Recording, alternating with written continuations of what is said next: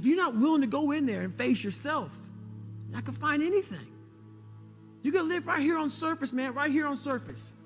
So if there is an ending to this world and there is somewhere to go and there's a judgment, you're going to get there and you might see a chart. And that chart may tell you who the fuck you should have been. And now you get the rest of your life to think about that. Man, I could have lived a much better life if I just would have just suffered a little bit more. If I just would have went in that and realized I had so much more. But fear and the 40% and living here versus living here, being afraid, stop me. Your biggest enemy, the most important conversation you will ever have in your life is the one you have with yourself. You wake up with it, you walk around with it, you go to bed with it. Eventually, you're going to act on it, whether you're good or bad. You have to. That's why the whole thing about this book I have is about you. It is about you.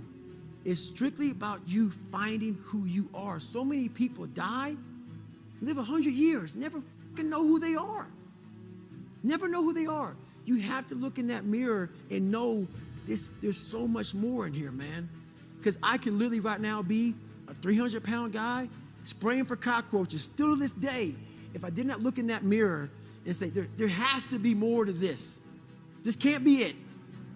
And then willing to go into it, dive deep into it, and give all I have to find it. So that's what all that's about. Let's say there's 10 people in this room, and we're all mediocre. But I'm the best of the mediocre people. I now think I'm great. I'm great. We surround ourselves around people that make us feel great. They tell us what we want to hear. The second we put ourselves amongst the uncommon people, we don't like that feeling, that challenging feeling of that person who's waking up at 3:30 in the morning and say, hey, push your shit on, we're going for a run. We don't like that challenge. We like that person who says, hey, you know what, man, I don't feel good today, man. And they say, oh, it's okay, brother. We'll take a day off, man. We'll get a pizza and watch the game. We like that. We love that feeling. Why? Because you understand, man, we're good, bro. We don't want that motherfuckers like this. Hey, man, no, bro. Get your fucking shit on, man. Stop being a punk. We don't want that in our lives. We don't want that person who's constantly challenging our weaknesses. We want that person who's constantly, making us feel nice and good and secure in ours. That's the mediocrity of life. We want to be the best amongst the average people. People wonder, how do you stay hungry all the time? Because after I accomplish something, I don't sit back like a lot of guys who graduate buds, graduate this, graduate that. They get comfortable. They wonder why I'm getting weak, man. I don't know, I lost my edge. What's going on? Because once you hit the top of the fucking mountain, guess what happened? I'm good. I'm good. So you wonder why you're falling down now. Because once you reach the top of the mountain, you got to build another one. That's mediocrity. There's a lot of people in mediocrity who have a nice resume, but they're one-timers, man.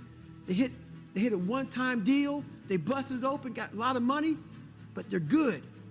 You're mediocre now, man.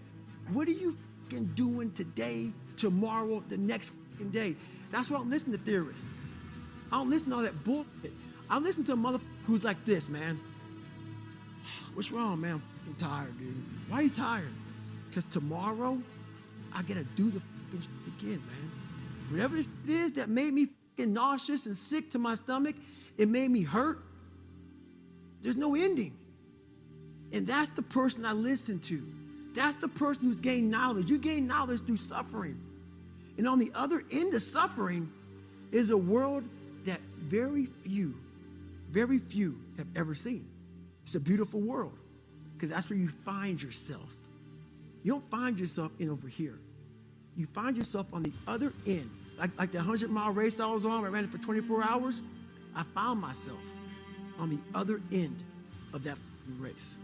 That 19 hours, I found, wow, there's a whole nother world out here that I've never even saw. But the world's in your mind. And that's what all that mediocrity is about. The mind has the tactical advantage over you at all times. At all times of your life, the mind has a tactical advantage over you. Why is that? It knows what you're afraid of. It knows your insecurities. It knows your deep, dark lies. And it starts to push you away from that. It pushes you in a direction that is comfortable. The mind controls everything. So what I realized was that when I was growing up and I was 300 pounds and I got all fat and I got all insecure, I realized that my mind kept taking me in this direction. When things got uncomfortable for me, when I was facing my insecurities, when I was facing my fears, my mind said, oh no, we have the tactical advantage. We need to get you, separate you from this feeling over here. Life's all about feelings. We want the happy feeling. We don't want that feeling of this sucks.